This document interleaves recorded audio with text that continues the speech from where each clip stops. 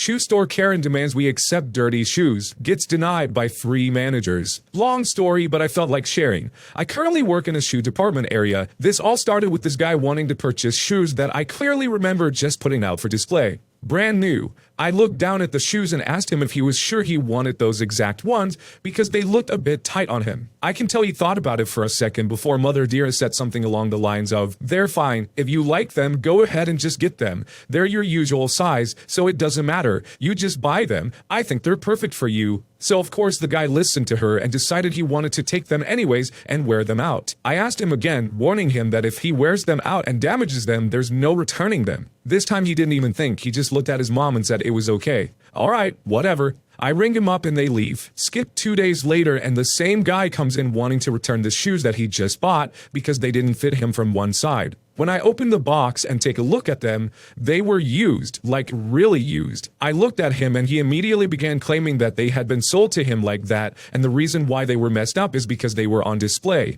not because he used them. The look on his face when I told him I was the one that sold him these shoes was kind of hilarious. I guess he thought I was another employee and I would just fall for this. Of course I refused due to it being company policy that we never sell messed up shoes, and Mother Karen wasn't happy. All I could do was offer to stretch them a bit, but Mother K refused, calling them defected because her son was the same size in other brands of shoes, yet those didn't fit, and were very uncomfortable. It wouldn't have been a problem to return or exchange them if he hadn't brought them back as if he had just walked a mountain trail. So of course Karen starts making a scene and not allowing anybody to speak, demanding I give her son, the one who she convinced to take the shoes in the first place, back his money. Nope, I say again. So she asked to speak with the manager. I called for one, and when manager number 1 came, she tried to explain to Karen that we couldn't take back the shoes in that state and also offered the stretching. Now she was yelling and arguing with manager number 1 for almost 10 minutes, then demanding to speak with someone else who would actually help her. Manager number 2 is then called and number 1 leaves too early.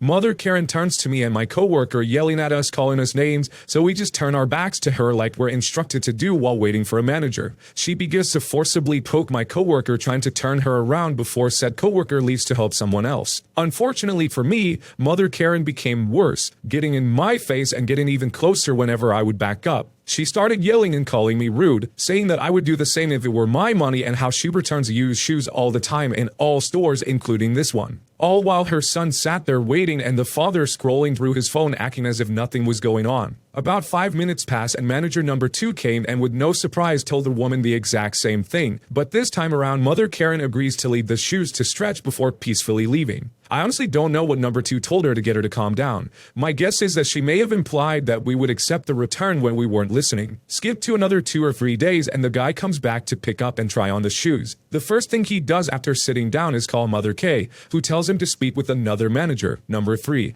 Who at the end tells him that we can't give him his money back and all we can do is simply stretch them out a bit more. And that there was no arguing with her because she herself was the actual shoe area manager. He grabs his shoes, says thanks, but there was no need because he could do it himself at home. He walks out the doors and has never been seen again. Boy, I hope they never come back. So, I'm not gonna lie, my mom had a little Karen in her when I was younger. I had vivid memories of her asking for a manager and me being very embarrassed. I remember calling her out on this one time and saying, "Why you have to be like that, Mom?" And she hit me with something along the lines of, "You can't let people take advantage of you." So I don't know if something actually happened that day because my mom isn't the type of person to try and get stuff for free, or if she just had a Karen face. Who knows, but I think we can all agree that retail Karens are pretty terrible. I need to take my days off, if you say so. Have I mentioned how much I hate shore posting?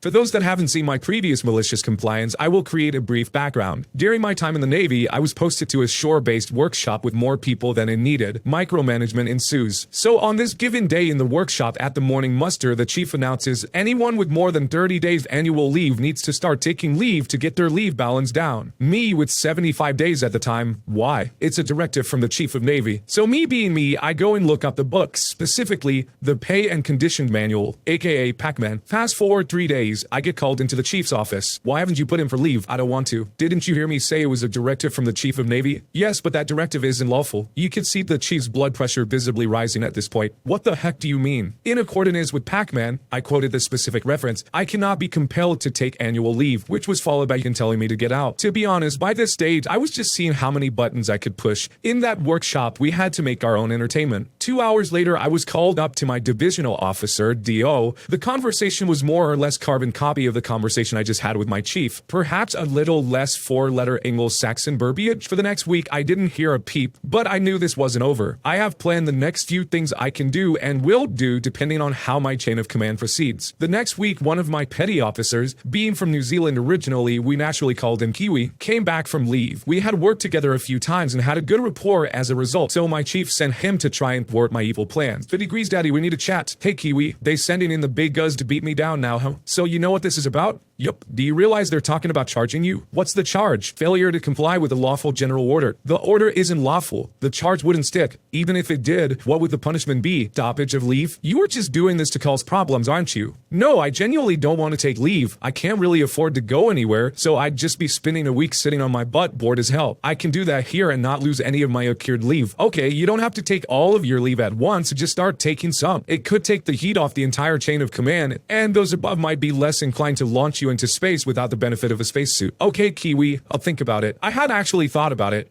When posted ashore, we accrue approximately 0.8 days of annual leave per fortnight, which works out to be a bit over 1.6 days a month. So a few days later, I put in a leave request to the online system for the first Monday of the next month. My leave dates were Saturday, Sunday, and Monday. So A, it looks like I am taking 3 days, but I'm only taking 1, and B, so I couldn't get roasted for duty on that weekend. Leave approved. I enjoy my 3-day weekend. The next month, the same thing. The sharper ones in the crowd see what's happening. My leave balance is still going up, not down, just slower than it was before. After about 3 months, I get asked why I'm not putting anything in the reason for leave section of the online forum. I point to the line on the forum that says quite clearly that the reasons don't need to be provided for annual leave requests. Please just put something in that space. So the next month, reason for leave, mental health day. 2 months after that, then please don't put that. The next month, reason for leave. They are making me do this. I don't want to. That made them angry. The ear blistering I got for that one is definitely not PG, but the point was made on both sides. From then on, my 1 day off a month was leave management. They were so happy when I got a C posting later that year. I still wonder if they ever realized that I wasn't actually getting my leave balance down. What did I do with my Mondays off? Day drinking. I actually found a venue near the biggest market in the state that had spicy waitresses from 9 a.m. to noon on Mondays. Plus, a few other places had the similar service over lunch and early afternoon. Good times. I've never understood people that don't use their vacation days. I loved using my days, even if it meant me just going home and chilling. I guess everyone is just built different, but any day away from work is a good day in my opinion. But also, I am similar to the OP because I often did things to annoy my bosses when they were trying to install stupid ideas that didn't make sense. At one point, our supervisors told us that we needed to start handwriting titles for each section we printed out on the papers. But that title was already clearly printed on the pages, so it was just double work. So I started writing the title as big as I could in the emptied white space. It was pretty petty, but so is forcing people to do nonsense work. You need me to file safety reports? You got it. As a bit of context to understand the story, I work at a big box retail store. Over the past few months, they decided to weigh a heavier emphasis on store safety, where to find safety tips, how to do things safely, and also how to file safety report. There's 2 people on the security and safety team. It was around last month that they really started cracking down on making sure that everyone in the entire store knew how to file a safety report. And the safety guy would spend a decent amount of time going around the store and quizzing people on how to file them, and also how other safety-related things go. And as a side note, that will become important later. I'm pretty good friends with him. Once I was taught how to do it, my non-malicious compliance began. Normally, working in retail, you do your job perfectly and there's no real need to file any sort of safety report because nothing bad happened. But with my special case, I like to put it as most others can do their jobs perfectly and be safe, but as a cart attendant, I can do my job perfectly and still get run over by a truck. Anyone who has ever worked in retail can confirm how stupid customers can be at times. Now, when you put them behind the wheel of a multi-ton vehicle, things can get very dangerous very quickly if you don't keep your guard up. And so the safety reports began to pile up from me. Typically, it was about 2 per week. Most of the reports came from having to make a turn or cross to an intersection in the parking lot. I would be stopped waiting for a safe opportunity to continue. A vehicle would come to a stop. I would begin to continue moving carts, and then the car would suddenly start moving and narrowly avoid hitting me or my row of carts. And so I would just follow those near-missed accidents. I never really thought much of it. That is until we had a safety huddle for the entire store. The team leader had announced that their quota for safety reports for the whole store was 1 or 2 a week. For me, it hit that in the past 2 weeks for the safety reports, and that's only the ones I made, not accounting for the other employees who were also filing. I was effectively giving the store its quota that it needed. I just thought it was funny, and later on that day told the safety guy about it. In our conversation, he told me that I was actually filing so many safety reports that the head of the store actually got mad at him because I was filing so many of them. As he put it, they told me to teach you guys how to file safety reports, and here you are filing legitimate safety reports. I don't know why they're mad. As we later put it, management doesn't quite recognize how dangerous it can be in a parking lot. By this time, I had turned in my 2 weeks notice for separate reasons, but he gave me a new drive. Just the knowledge that I was effectively taking blows at upper management by just doing exactly what they wanted me to do was enough for me to switch from normal compliance to malicious compliance. Because the parking lot is practically my domain, nearly missed accidents are abound for me. In the time since then, I still made about 3 or 4 safety filings. Today was my third to last day that I am scheduled to work at the store. Typical idiot drivers were abound, and I wind up making a safety report an hour into my shift. Other than the fact that maybe some management is infuriated that I'm doing exactly what I should. Again, later on I noticed the head of security and safety had left their office and was coming in my general direction. Because I was right next to the registers at the time, I thought that something else was going on. Just gave me the typical greeting, but I was surprised when they came towards me and stopped. He said to me, "Hey, if you ever have any more safety filings that deal with vehicles, just come to me or safety guy and report it directly to us." As soon as he left, I felt a sense of victory. My compliance in both malicious and non-malicious forms was too much for management, and they finally buckled under the weight of my safety reports filing.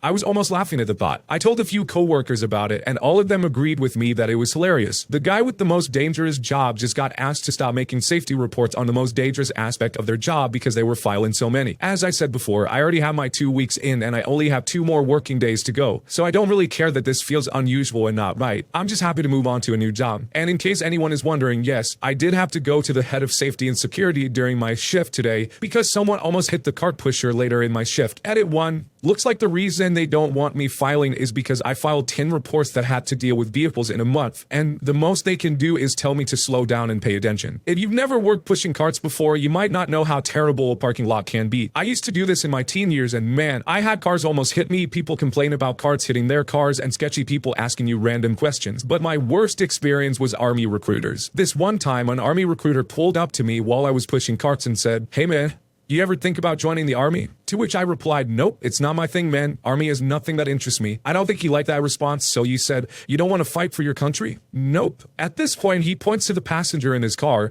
who was a woman in uniform, and says, "So you rather have this woman fight the battle for you?" To which I responded, it was her decision to join the Army. This didn't sit well with the recruiter, and he said, "Well, I think that's a female dog type of move." I just looked at him and told him to F off, and he just drove away. To this day, recruiters still annoy me. Good luck when you end up costing the organization serious revenue loss. I need a vacation. I'm a young brown woman in a company that's mostly older white men. Honestly, it's usually not that big of a deal because we work remote and I usually work with the same group of people. They know me and respect me now that I've earned it. I also work as a cross-functional role where I lead company strategies specific to the initiatives that reach across the org, and of course, I deal with a lot of people ignoring me and confirming everything I say with my white male boss. My boss is pretty great. He will direct them right back to me and more than likely ignore them until they just come to me on their own. This time I was working with individuals who were leading another team, who, if it matters, is definitely much more operational resource than myself. He and his team were already assigned by their manager, who also openly questions my age and experience constantly as a joke, to be my resources for the business critical project. However, either willfully or otherwise are incapable of the smallest tasks and do it carelessly or break our workflows. They won't even Google/Stack Exchange to find the right answer, and honestly it blows my mind.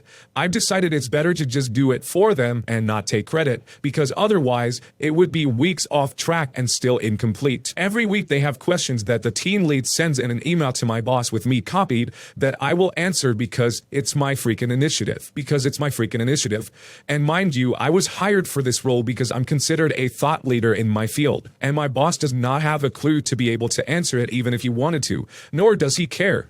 They will ignore me and do what they want anyways, which I will spend many nights fixing on top of my already 10-hour days. One day I got frustrated and asked, without anyone else on copy, why I was answering if they weren't going to even acknowledge it or change what they were doing. And he says to me with his manager on copy, because these questions aren't for you. These are strategy decisions that I need confirmation from insert my manager's name here. So I said, okay. I brought up the situation with my manager who said, okay, we have to be careful with these fragile egos as they were in the org for many years and probably didn't enjoy the direction from someone younger and new. He said that you've done your job, let them do theirs now. So I did. I stopped answering questions not directed at me, stopped doing their work for them, and started sending more detailed do's and don'ts to the team. I had my PM, a wonderful woman who was also being ignored, send weekly executive project updates to their manager as well as mine, etc. This report includes cost, impact, and risk. This was about 3 months back. Unbeknownst to the aforementioned team, I had already succeeded as far as my role was concerned. I presented my strategy along with expectations and assumptions, aka the do's and don'ts. I continued to share with the team and they continued to ignore at the end of the first phase of this work. This was almost about 3 months ago, coincidentally when I stopped fixing their mistakes and answering the questions not meant for me. Also, I raised concerns with their manager who ignored them, with my manager on copy, who also ignored them. But he tends to do that. The only response I got was a joke from the team's manager saying, I need a vacation. Cut to last week, a critical milestone for the project, the exact week I decided to take my PTO, because he's right, I do need a vacation, and just as I had said it would at this milestone, the entire project came crashing down. The data backups were of course not even saved appropriately, so we couldn't even recover that quickly. I, of course, did keep backups without letting the team know because I'm that petty. The biggest mistake you can make in an org like mine is to disrupt the business continuity, and let's just say business was seriously discontinued, as I said it would be to anyone who would listen, because business continuity disruptions mean big losses. So anyway, I get a series of calls during my week off from my boss, and I didn't even have to explain the situation to him because he was on copy for most of us. I had done everything, including save the day with my backup data backup in case they screwed up. I got showered with praise from my superiors, and I took the opportunity to pitch my boss a new initiative to lead, and of course it was a hit as he was riding a wave of commendations for his department crushing it. I have relatively no clue what happened to the team that was working with me though. Guaranteed not much in the way of actual consequences, but you know,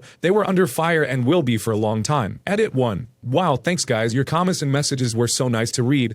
I'm a bit overwhelmed with responding to all of them, though here are a few things that I do want to respond to. I didn't bring race, gender, age into it. It was brought in and clearly not by me. Why would I when it puts me at a significant disadvantage? For the record, I do think I'm a good manager, colleague, and worker. My team and colleagues like me because I'm willing to get in there and work on what needs to be done rather than get on a series of calls to decide what needs to be done and wait for someone else to do it. And my managers like me because I'm honest, realistic, and tell it like it is. The reason this particular team did not want to work or listen to me is because they questioned my qualifications to be giving directions, which, mind you, is my role. But it certainly couldn't be because of my qualifications, because as I mentioned before, I had to prove myself in the industry to get where I am in the company to begin with. There really shouldn't be a question of whether I'm qualified at this point. So if my qualms are in control, what are the variables? The next thing is the thought leader bit. No, I do not speak to my coworkers about it or brag about my thought leadership, but I probably should have been more open about it. I worked hard to get published and speak at conferences. It's what got me this job. I made a lot of sacrifices and pushed myself way out of my comfort zone to make it happen. Regardless, I didn't mention it here to brag, but to demonstrate that I am, in fact, recognized by the industry at large to make these sort of strategic decisions, which was called into question. Why should I hide that? Humility? That's a strange concept when we're literally talking about my qualifications. As someone who has been in a lead position before and has had to deal with people that wouldn't pull their own weight or listen to orders, sometimes the best thing you can do is let them crash and burn. I let this happen one time when my co-lead was falsifying data in our industry, which is extremely bad to do. I got a phone call on my day off that he had got caught, and I never saw him again after that. That's it for today's video. If you want to make sure you don't miss out on any content, hit that subscribe button and make sure you hit that bell to turn on notifications. If you want to finish listening to all those stories, use the playlist at the top of the description. And if you're someone who live streams and needs copyright-free music, check out the Cream of the Crop music by searching Cream of the Stream